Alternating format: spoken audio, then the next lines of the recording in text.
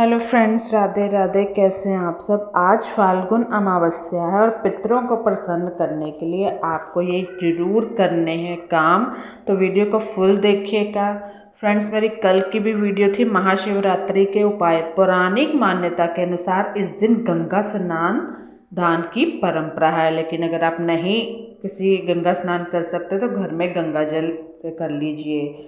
इस दिन पवित्र नदियों में स्नान के बाद दान करने से जीवन में सुख समृद्धि आती है। तो जानते हैं कि फाल्गुन अमावस्या पर किन उपायों को करने से पितरों की प्राप्ति होती है। जिन पर पितृ नाराज हैं, जिनको पितृ दोष है। अब आपको सब पता ही है कि पितृ दोष के क्या लक्षण है। घर में मंगल कार्य नहीं होना।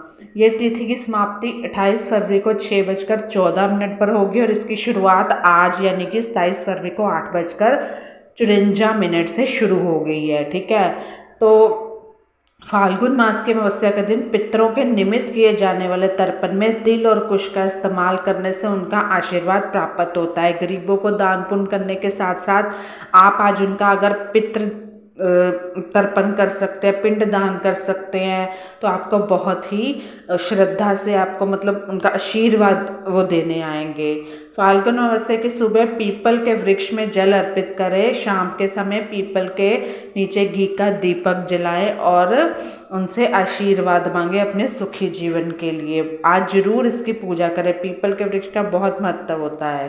फाल्गुन मास की अमावस्या पर गाय के गोबर से बने कंडे को जलाकर उस पर घी गुड़ की धूप दे और पितृ देवताओं को अर्पण मस्तु बोलें। देवता भयो अर्पण मस्तु, ये बोलना है आपको। बोलना है देवता भयो अर्पण मस्तु, यानी कि हमारा जो भी भूल चुके हमें माफ़ करो।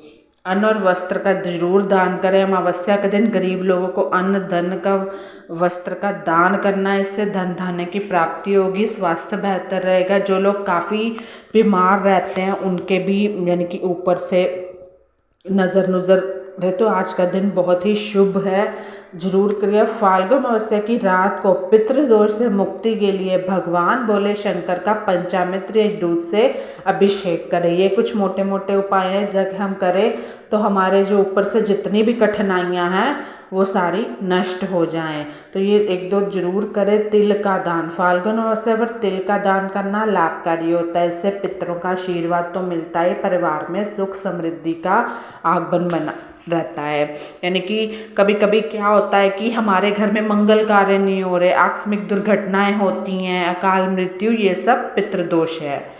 भगवान को पहनाए हुए वस्त्रों का क्या करना चाहिए, दूसरा मैं बताऊंगी। जो भी वस्त्र हम अपने भगवान जी को पहनाते हैं, कभी कभी वो फट जाते हैं, कभी कभी वो उधड़ जाते हैं। मैंने एक वीडियो बनाई थी, मेरी बड़ी पुरानी वीडियो है कि लड्डू गोपाल के वस्त्रों का क्या करना है। लेकिन भगवान के जो वस्त्र हैं, कोई भी भगवान हो, उनके वस्त्रों का क्या करना चाहिए। हिंदू धर्म में देवी देवताओं की पूजा बड़े विधि विधान से होती है, तो भगवान के स्नान से लेकर वस्त्र पहनाने तक की प्रक्रिया शास्त्रों के अनुसार होती है। ऐसे में आज हम यही जानेंगे कि उनके जो पहनाए हुए वस्त्र उनका करना क्या चाहिए।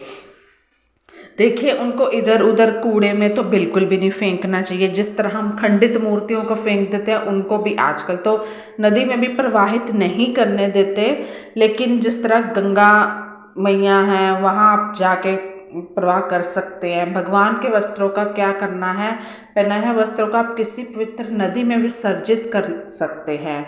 किसी के पैर नहीं लगते जहाँ पर। अगर आपके घर के पास कोई नदी नहीं है तो आप तालाब या नहर में वस्त्रों को विसर्जित कर सकते हैं। नहर भी आगे चलकर किसी पवित्र नदी से मिल जाती है, तो ऐसे में भगवान के वस्त्र जल में समा जाएंगे। अगर आपके घर के पास कोई नदी या नहर या तालाब नहीं है तो आप गड्ढा बनाकर उसमें भगवान के वस्त्रों को गाड़ सकते हैं। भगवान के वस्त्रों को गाड़ने के बाद उस ज़मीन पर कोई पौधा लगा देना चाहिए। मान लो हमने नदियों को अपवित्र नहीं करना है, तो फिर भी आप गड्ढा खोद के उसमें डाल सकते हैं। भगवान के वस्त्र को गढ़ने के लिए जहाँ पर गड्ढा बनाए वहाँ कोई आता जाता ना हो, पैर ना लगते हो। आने जाने के मार्ग में गड्ढा होगा तो उस पर लोगों के पाँव तो होंगे ही। ऐसा होने से आप पाप के भागीदार बन जाएंगे। या तो इसको आपकी धार्मिक नदियों में, मान लो आप गंगा में नहीं जाते, कहीं भी जाते हैं तो धार्मिक नदियाँ में मेल जोल हो ही जाते हैं, बहुत लोग अपने घर में लड्डू गोपाल की सेवा करते हैं, तो ऐसे में उन्हें नए नए कपड़े पहनाते हैं। लड्डू गोपाल को पहनाए गए वस्त्रों को भी ऐसी जगह गाड़ना है जहाँ किसी के पैर ना पड़े। तो अगर जो भी मिट्टी में खोद के बल्कि पौधा लगाओगे तो और अच्छा है। भगवान को पहनाए हुए वस्त्र को जमीन गाड़ने के लिए लगभग 1 से 2 फीट गहरा गड्ढा बनाना है, ठीक है। इसके बाद उसमें भगवान के वस्त्र को डालकर मिट्टी और बालू से ढक दे। तो ये आप कर सकते हैं। नदियों कुछ खराब जरूर करना है। गड्ढों को मिट्टी और बालू से ढकने के बाद उस जगह पर किसी सुंदर फूल